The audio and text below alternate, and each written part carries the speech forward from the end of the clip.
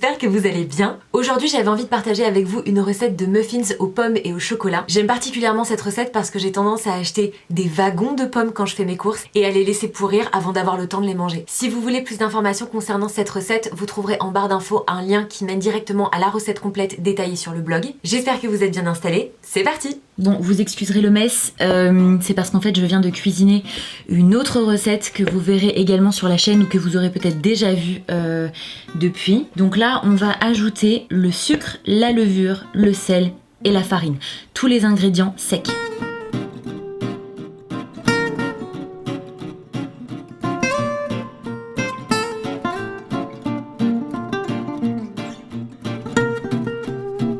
Et on va mélanger le tout de manière à obtenir un mélange qui ressemble à un peu des miettes de pain.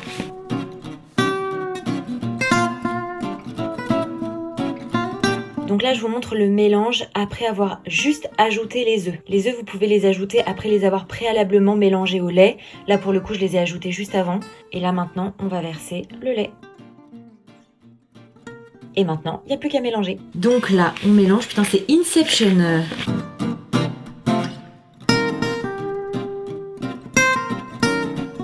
Je suis une galère. En fait, je vais être totalement transparente avec vous. La youtubeuse en carton.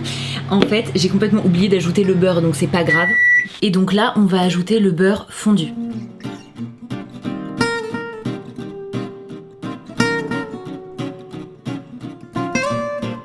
Une fois que vous avez versé tous les ingrédients, excepté les pommes et le chocolat, votre pâte doit à peu près ressembler à ça. Elle doit avoir cette texture.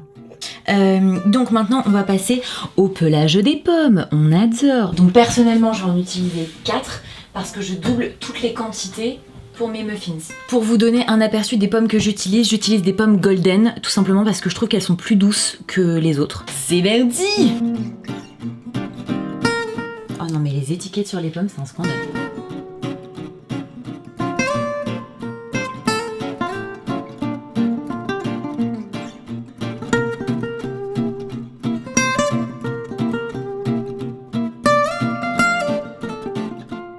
Voilà où on en est. Donc en gros, vous avez la pâte avec des morceaux de pommes à l'intérieur. Maintenant que ça c'est fait, on va pouvoir commencer à mélanger la pâte aux pommes. Et maintenant, on va passer au truc le plus long, à savoir le dressage.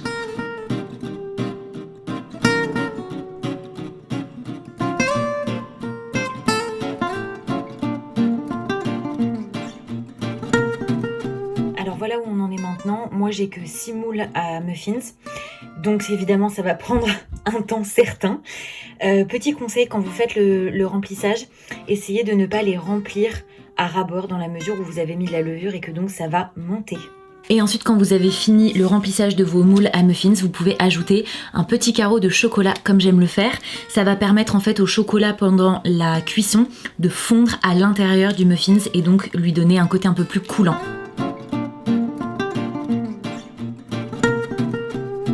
Maintenant que j'ai fini de mettre les carreaux de chocolat dans tous mes muffins et que je les ai mis sur une plaque de cuisson, je vais pouvoir directement les enfourner pour pas perdre de temps dans la mesure où j'ai encore tout ça à mettre. Petite précision aussi, je les ai répartis à équidistance sur ma plaque de cuisson pour que justement ils bénéficient de la même dose de chaleur pendant la cuisson.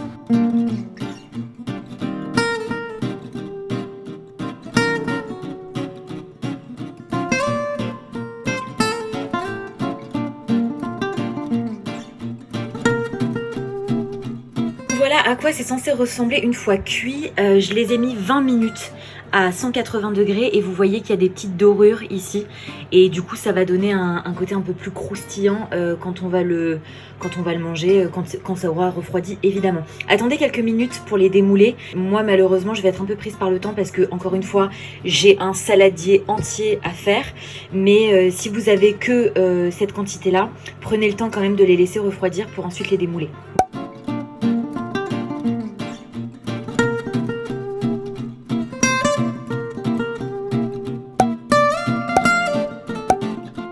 Voilà, cette vidéo est maintenant terminée, j'espère sincèrement qu'elle vous a plu. Encore une fois, pour celles et ceux que ça intéresse, vous trouverez toutes les informations sur le blog listées juste en dessous. Merci d'avoir regardé cette vidéo, n'hésitez pas à laisser un petit commentaire et à me rejoindre sur Instagram et sur le blog. Quant à moi, je vous retrouve très bientôt dans une prochaine vidéo. En attendant, prenez bien soin de vous et sur ce, la bonne journée!